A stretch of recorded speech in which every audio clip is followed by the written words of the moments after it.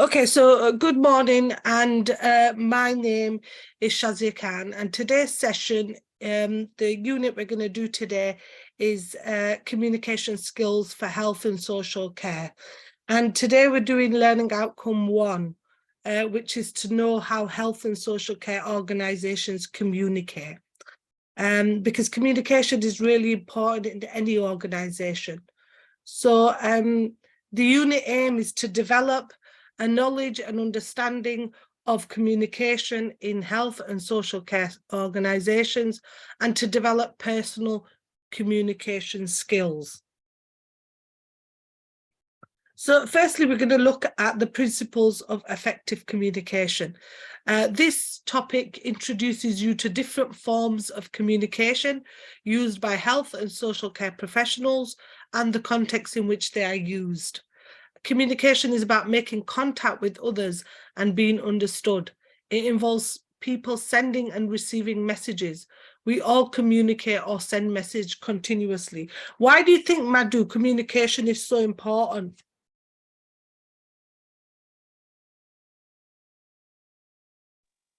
You said? Why do you think communication is so important? Communication is important in order to, it's important because it helps us relate to people. Yeah. It helps us get our messages through as well, doesn't it? Yes. If you're trying to get a message through to a person, it helps us get that through. So 1.1, outline the principles of effective communication. So we've got models of communication, and there's different models that we use. Business communication model, representation of a process, and not any separate system rather than a simple way to represent the various objects-oriented elements. And that's by Varner 2000. So we have the first bit is the message in the middle. This is the simple model of business communication. Then you have the sender and the receiver. The sender, the receiver sends a message, and then they get feedback, and then the sender receives the message and obviously gives feedback as well. Models of communication. So the definition is that the method of presenting communication process by figure or by any visual method. The nature of communication model is that it's practical or visual in nature. And some people like visual learning. Okay, media communication uses symbols or pictures to convey the message. Understanding ability is easy and comprehensive due to the manner of presentation. Requirements for explanation requires less explanation as it is represented by figures or symbols. Complexity of it is that it's less complex due to the less use of text and more use of pictures or symbols to explain context. The time is less time required to prepare a communication model, and the effectiveness, and this is more effective since the presenter can explain the audience with the use of graphical representation. So we have types of models, and there's different types of models that we have. Firstly, we have the Aristotle model, which we'll be going through in a little while. Then we have Laswell's model, we have Warren Weaver's model, Screm's model, and Riley's model, and Berlow's model, and then the contemporary model. So firstly, Aristotle model, okay. This mainly focused on the speaker and the speech. So it can be broadly divided into 5 primary elements: speaker, speech, occasion, audience, and effect. Speaker has the most important role in it and is the only one active. It is the speaker's role to deliver a speech to the audience. The role of the audience is passive, influenced by the speech. This makes the communication process one way from speaker to receiver. Okay, it works. This model works for some organizations.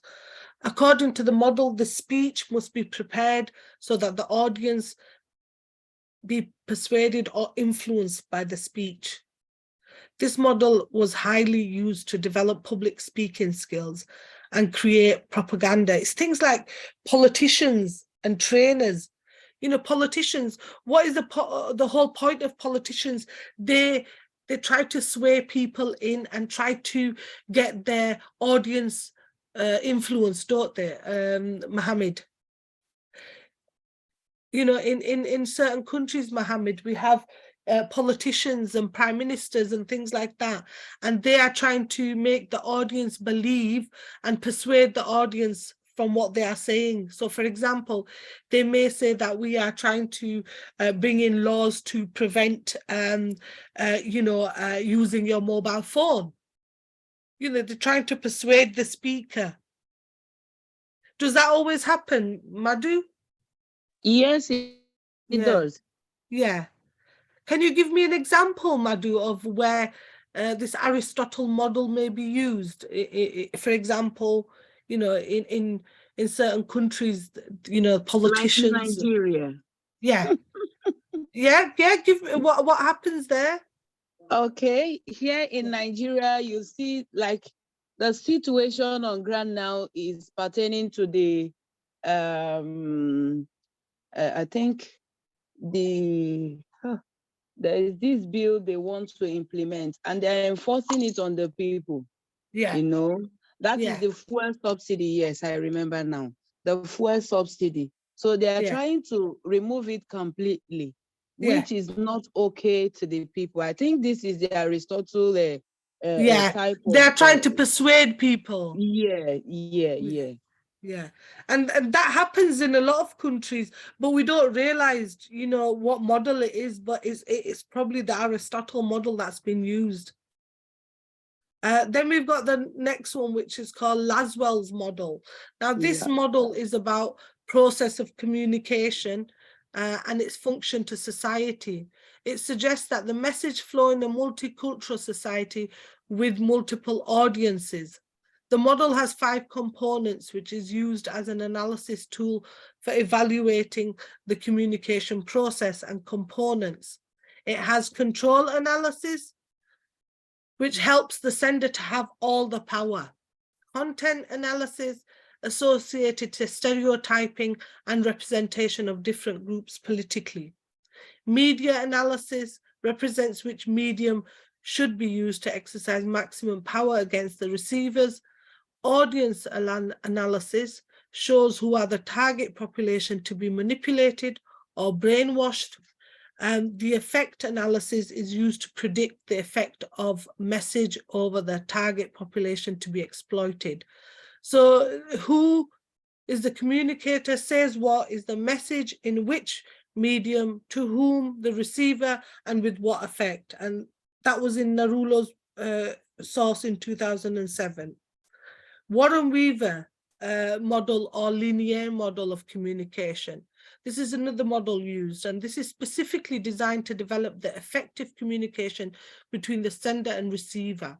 Model deals with various concepts like information source, transmitter, noise, channel, message, receiver, channel, information, destination, encode, and decode. The sender encodes the message and sends it to the receiver through a technological channel like telephone or telegraph. The sender converts the message into codes understandably to the machine. The message is sent in codes through a medium. The receiver has to decode the message before understanding it and interpreting it. The channel can have noise and receiver might not have the capacity to decode, which might cause problems in communication process. So there are pros and cons of this. So there are advantages and disadvantages. So the pros are it's good at audience persuasion and propaganda setting. Intentional results.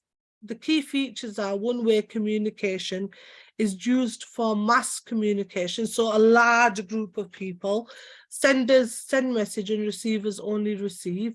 There's no feedback and concept of noise. And the cons are communication is not continuous at no concept of feedback. And there's no way to know if the communication was effective or not. Then we've got the Berlow's model. The Berlow's model of communication takes into account the emotional aspect of the message, Berlow's model of communication operates on a SMCR model, and the S stands for source. The source might be one person, a group of people, or a company in this instance. The message stands for the message is the information, views of thoughts to be sent by the source. The source must choose the code or language for sending the message.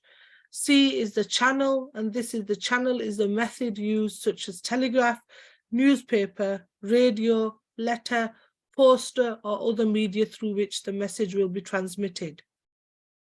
And then the receiver is the final element in the communication process, and the receiver is the audience.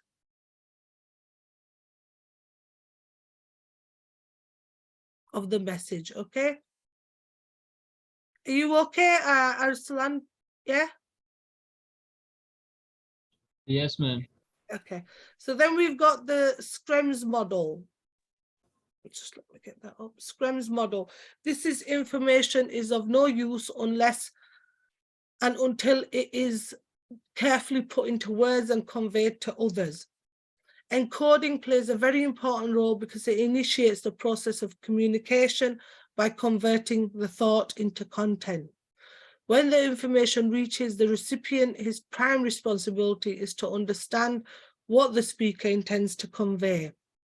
The model suggests that encoding and decoding are the two most important part of communication process. So you've got the source, the message, the decoder, encoder, and then the message to the destination. And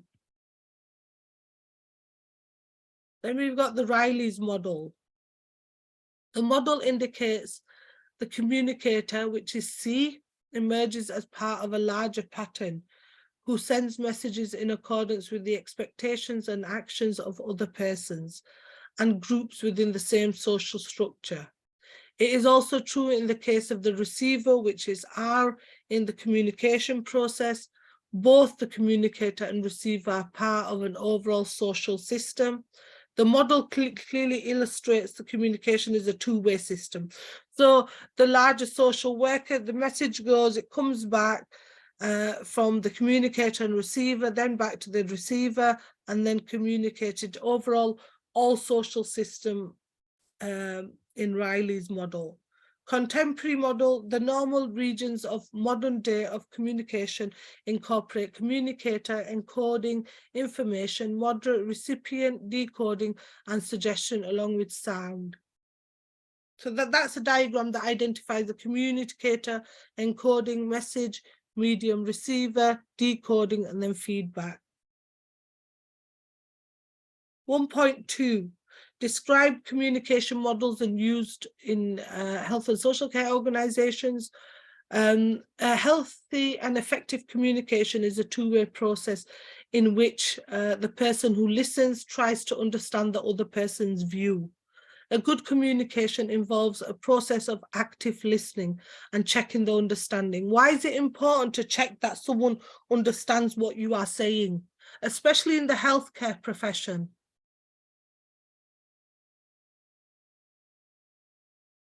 Madhu, why is it so important?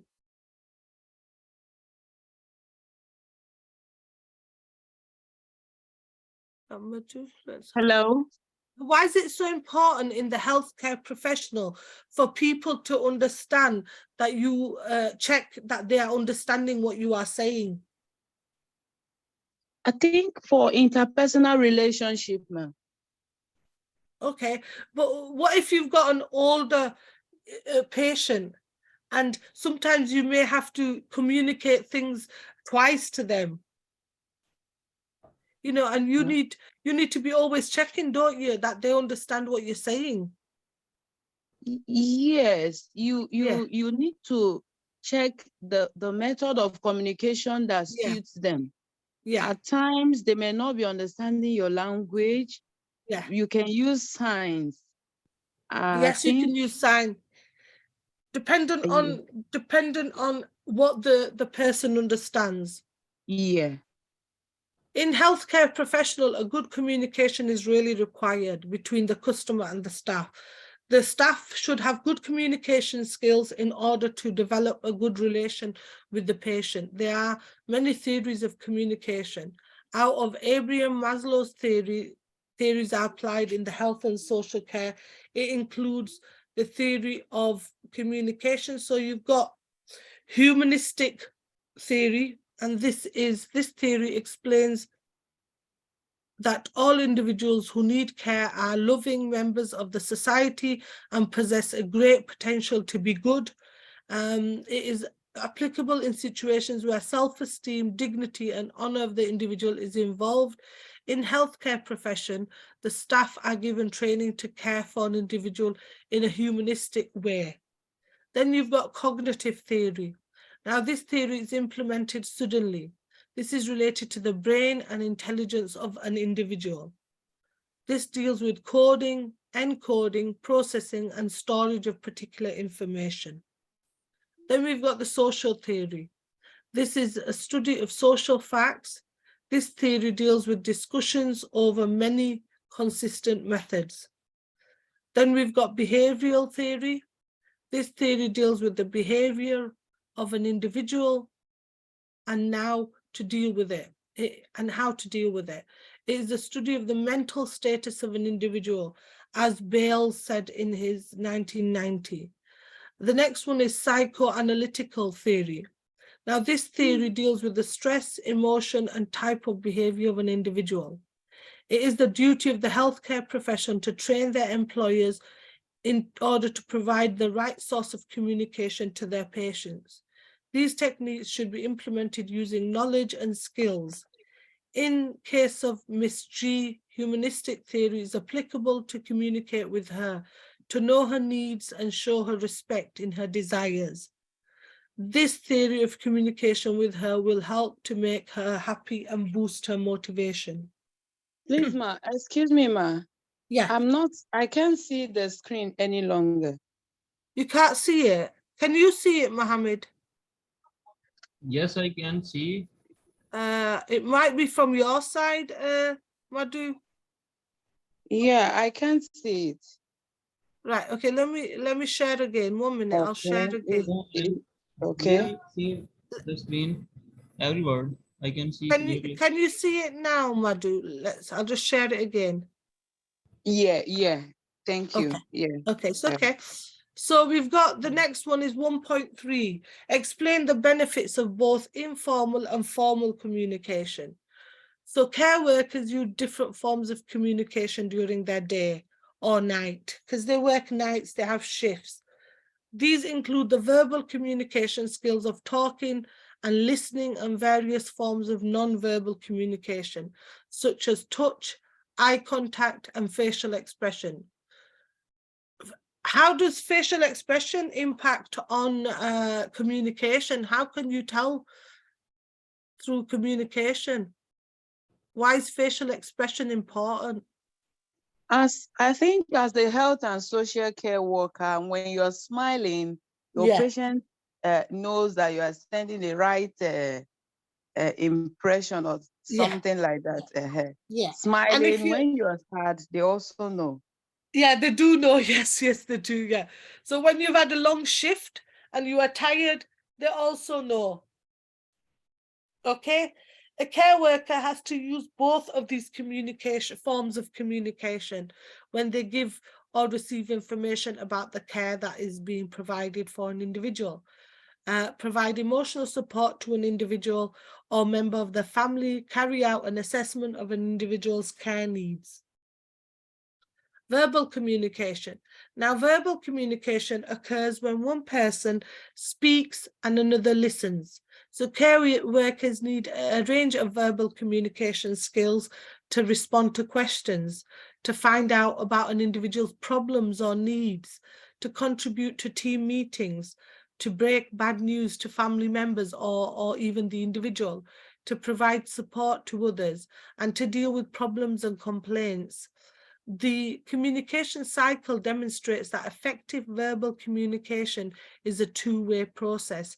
Speaking and listening must occur. Listening is much harder than speaking, and there's more to this skill than just waiting for the other person to stop talking. non-verbal communication. As well as communicating through speech, people use a variety of forms of non-verbal communication. Some of these are referred to as body language. This is because they involve using their body and appearance to communicate in some way. For example, a care worker's behavior, appearance, and attitude send messages to people who receive care, as well as colleagues, about what they feel and think. Just like what you just said, Madhu, facial expressions, it identifies how they feel.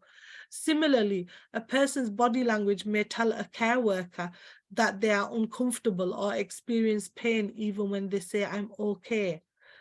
Non-verbal communication is a channel of communication that is always on. Forms of non-verbal communication. So we've got facial expression, the first one. It involves movements of the face that express a person's feelings. So examples of that could be smiling, frowning, touch or contact, physically touching or holding a person. And that could be examples of holding someone's hand, placing a hand on a person's arm or shoulder to reassure them. And then gestures, what does it involve? Deliberate movements of hands to express any sort of meaning. And this example could be like thumbs up gesture to show you are happy, or, there's pleasure, or shaking a fist to show anger or aggression. Then you've got proximity. This involves the physical closeness between people during interactions. And this example could be physical close to someone, maybe reassuring them and maybe seen as accepting the person.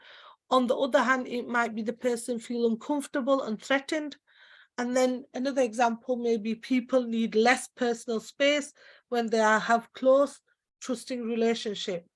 The next form of non-verbal communication is eye contact. So looking into another's eyes directly. And examples of that is short or broken eye contact can express nervousness, shyness, or mistrust. Long unbroken contact can express an interest, attraction, or hostility. Ma'am, Signs and symbols. Proximity, excuse me. Sorry, what's that, Mohammed? Scroll up, please. Yeah. This proximity, please brief little, please. Proximity. Sorry, I can't hear you. Proximity. Yeah. Please brief again this. Okay, so proximity is the physical closeness between people during interaction, when they're talking, how close you are to a person. Okay. Sometimes, being too close, people get uncomfortable. For example, if you're talking to a lady, okay, and you are too close to the lady, in some cultures, that woman feels uncomfortable. Yes? Do you understand? Yes, some cultures is comfortable and some are not comfortable. Yeah. Sometimes, trying to, if you are quite close to someone physically, then they may feel hostile. They may feel that they need their own space. And sometimes you can have patients that don't mind, you feeling you being close to them. But sometimes in certain cultures, and some people don't like people being too close. So the proximity between interaction is important. Okay. Yeah. So we've got signs, symbols, and objects of reference. Care organizations sometimes use signs and symbols to communicate with people who use their premises. Signs and symbols are graphical ways of communicating essential information. Using images enables people who cannot speak or understand a spoken language, such as English, to communicate. So, signs, what kind of signs can you have in a hospital or in a care profession?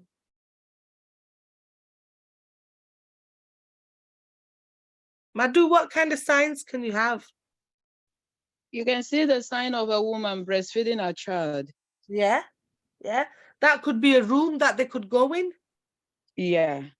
or even signs of like toilets, disabled toilets, you know, female Yeah. toilets, male toilets. And that's with people with, you know, lack of English understanding.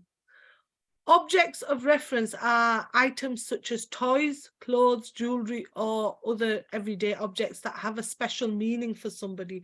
So someone may be close to a toy, a child in the hospital, you know, that has a meaning. For a child, a cuddly toy may represent comfort and safety. And an older person may treasure their photographs because they represent and provide memories of their families, friends, and relatives. Objects of reference such as photos or toys might be used to teach, to stimulate communication, but also to interact with individuals with learning disabilities.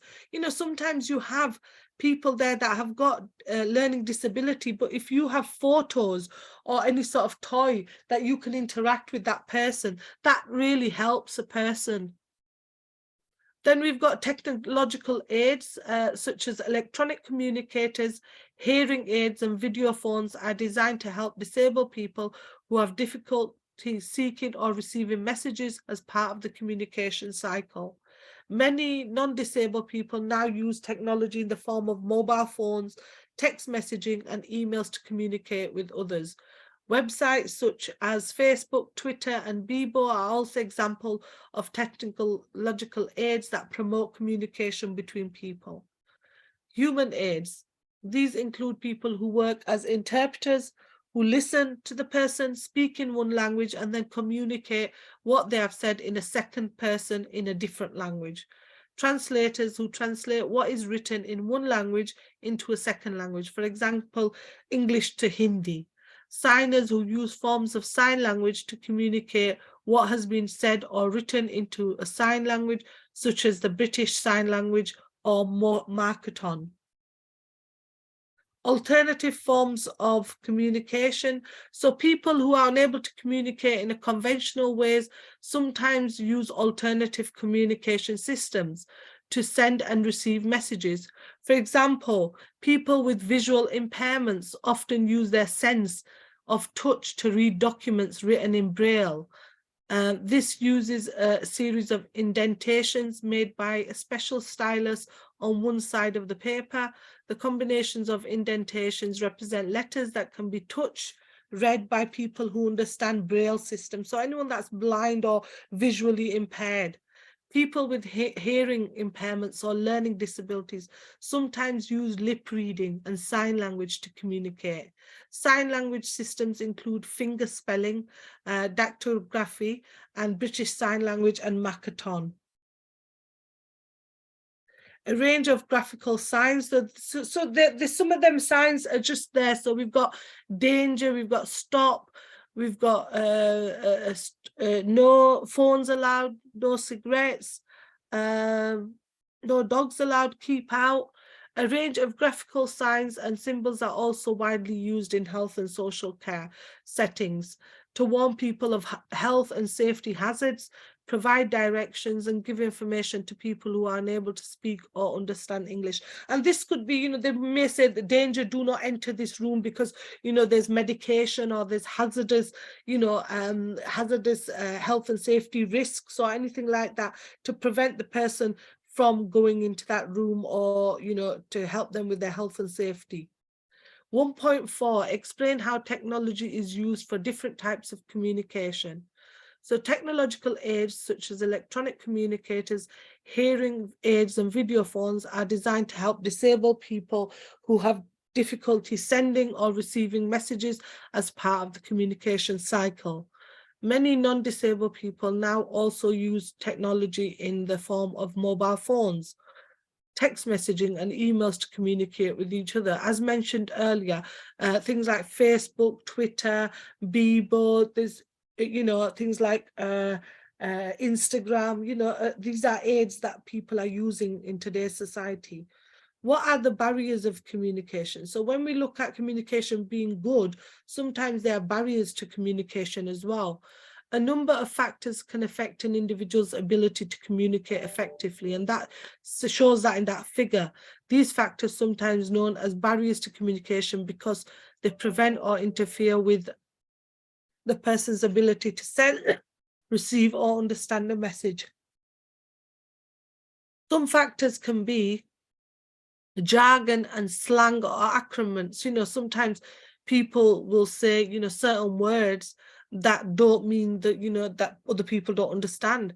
Sensory deprivation, disability, cultural differences, environmental problems, language differences, health problems, the dialect, and emotional distress. These are some of the factors affecting communication. Sensory deprivation and disability. So visual and hearing impairment can act as a barrier to effective communication. Care workers should be alert to the additional communication needs of people with sensory impairments and disability, anyone that's blind or visual impairments. So problems with sight or hearing can mean that signs can't be seen, leaflets can't be read, or conversations can't be heard. For example, conditions such as cerebral palsy, Down syndrome, and autism also tend to limit an individual's ability to communicate verbally and to interpret other people's nonverbal communication. Foreign language and cultural differences. Britain is a multicultural country. Within the mix of different ethnic groups, people speak a range of languages. English may be a second or even a third language for some people and may not be spoken or understood at all by others.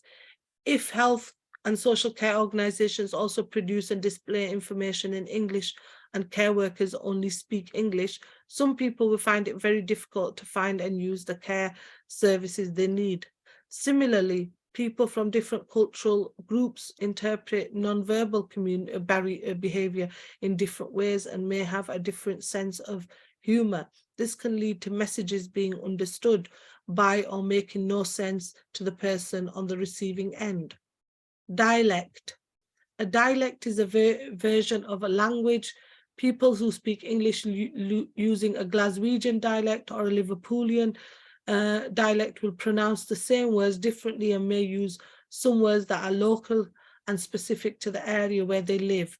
A person who isn't from the same area may not understand a local dialect.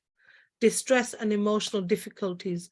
Some conditions such as a stroke, being depressed, or having other mental health problems may affect an individual's ability to communicate because they affect the person's ability to send and receive messages effectively. Similarly, when a person is angry, aggressive, or upset, they may find it difficult to communicate and their own communication may be misunderstood by others. Jargon, slang, and use of acronyms. Jargon is a technical language that is understood by many people in particular industry of area of work. Health and social care profession often use jargon to communicate with each other quickly.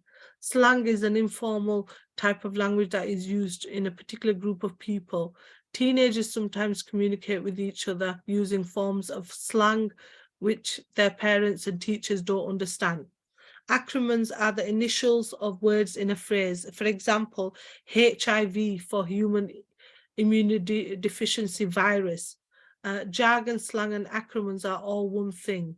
They are forms of language that only make sense to people with specialist knowledge. A person who doesn't have the specialist knowledge won't understand a message that includes jargon, slang, or acronyms. Health issues. Illness and injuries can cause people to be withdrawn and feel that they don't wish to see others or talk about how they are. Medication and operations may also affect an individual's ability to speak, concentrate, or use non-verbal methods of communication. Environmental problems. A physical environment is noisy, uncomfortable, has poor lighting, or that lacks privacy, reduces people's ability to communicate effectively with each other. Noisy environments can affect our ability to listen and concentrate. Poor lighting can affect our ability to notice non-verbal communication and can reduce a hearing impaired person's ability to lip read. Environments that are too hot or cold can cause discomfort. Environments that lack privacy discourage people from expressing their feelings and problems. 1M1, propose solutions to the barriers to effective communication in health and social care. Barriers to communication can often be overcome. or at least reduce by making changes to the environment, by changing the way you approach the other person, or by using electronic aids to overcome communication difficulties. Adapting the environment. Making changes to physical environment can improve the effectiveness of communication. Environmental changes might include replacing poor lighting with brighter lighting, soundproofing rooms, reducing background noise or creating quiet areas away from noisy activity, putting up multilingual posters and displaying signs clearly, fitting electronic devices such as induction loop systems to help those with hearing difficulties. Care workers can make the best of the care environment by making sure they can be seen clearly by the person they are communicating with, facing both the light and the person at the same time, making sure their mouth is visible when speaking, minimizing background noise, using facial expressions and gestures to communicate where necessary and appropriate. Understanding language needs and preferences. So special interest groups work on behalf of people who have sensory impairments or whose disabilities cause communication problems. These groups provide information and services that are designed to raise awareness to help people who suffer sensory deprivation to overcome the barriers to communication they face.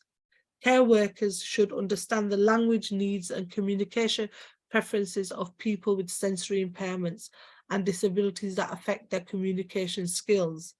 The best way to respond to situations like this for the care worker is to use the person's preferred language, so directly or through an interpreter or a signer, to adapt their communication strategies to the language needs and preferences of that person. The pace you speak in. Speaking clearly and slowly and repeating and rephrasing, if necessary, are strategies that can help some people to understand what is being said to them. Speaking a little more slowly can help a person with a hearing or visual impairment, a learning disability, or who is confused. The speed or pace of communication may need to be slower to allow a person to understand what is being said or communicated to them. It is also important to allow time for the person to respond. This can mean tolerating silences while the person thinks and works out how to reply.